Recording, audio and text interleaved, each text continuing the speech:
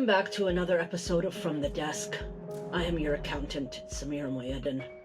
A horrid attack today on Nasser Hospital.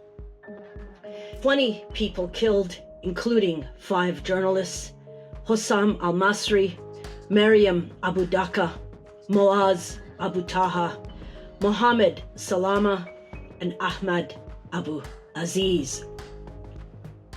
We have been here before. Just 2 weeks ago, 5 other journalists from Al Jazeera were killed, including Anas al-Sharif. But the murders today were different. They were caught live on air. Watch this. This is Al Ghad TV reporter Ibrahim Ghanan screaming, "They killed people, the civil defense, a major strike," and he ends with, "There is no immunity." No immunity for journalists and rescue workers in Gaza, but plenty of impunity for Israel, who this time had no lie to tell.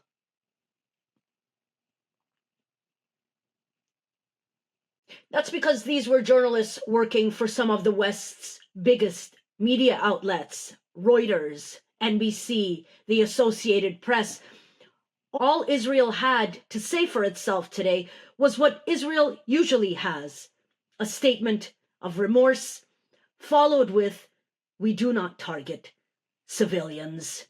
Here's one of their mendacious mouthpieces today. Earlier today, IDF troops carried out a strike in the area of Nasser Hospital in Khan Younis. We are aware of reports that harm was caused to civilians, including journalists. I would like to be clear from the start: the IDF does not intentionally target civilians.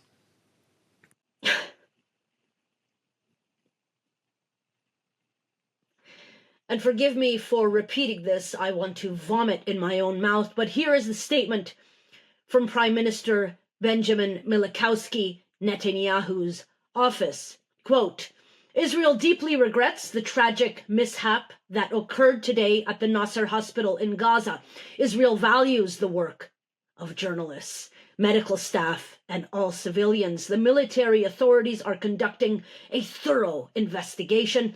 Our war is with Hamas terrorists. Our just goals are defeating Hamas and bringing our hostages home." End quote. Can you imagine the audacity that you have to have after killing more than 200 journalists to say something like Israel values the work of journalists? And after killing hundreds of medical workers, torturing to death others, writing Israel values the work of medical staff.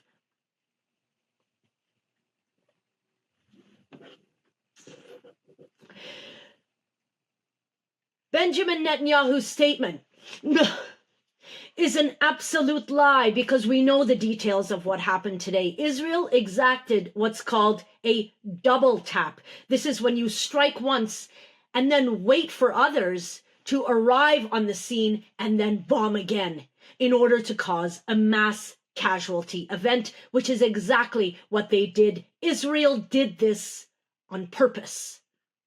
You don't bomb a hospital by mistake twice.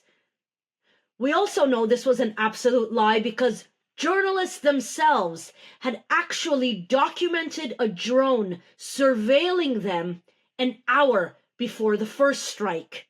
The surveillance quadcopter was inspecting where the journalists were thoroughly.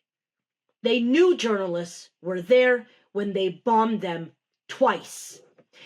Israel surgically bombed the floor journalists would gather at to catch a cell phone signal. Now, journalists would gather here because they were using eSIMs, because Israel has bombed the telecom infrastructure in Gaza.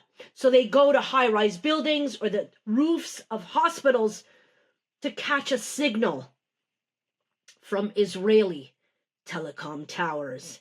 The first strike is what killed Reuters journalist Hamza al-Masri. The IDF then waited for his colleagues and rescue workers to arrive on the scene. before launching the other bomb.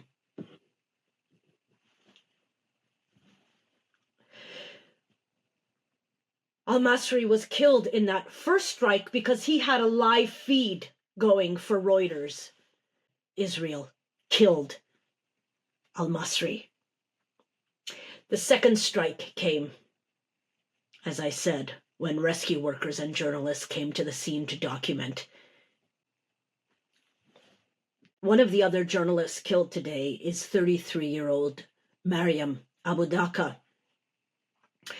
These are the last words that she left for her son. Gait, you are the heart and soul of your mother. I want you to pray for me and not cry over me, so that I can remain happy.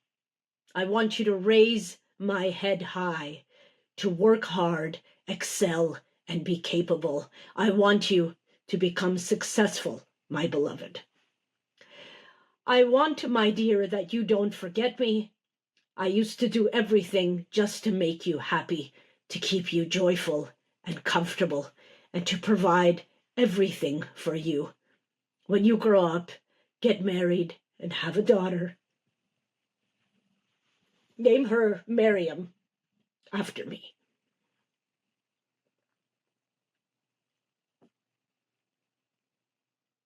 In an hour, I will be interviewing Canadian physician Dr. Tariq Lubani. He is the medical director of GLIA International. He is currently working at the Nasser Medical Complex, which is where Israel attacked today. You don't want to miss this interview. I will try and get it out to you as soon as possible.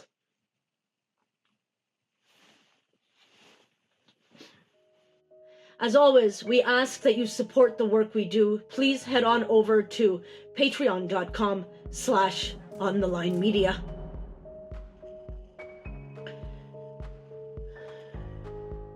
I hope that the killing of these 5 journalists today will act as a watershed moment.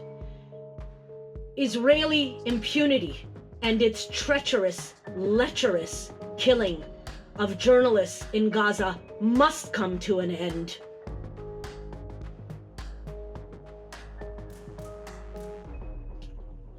Stay tuned.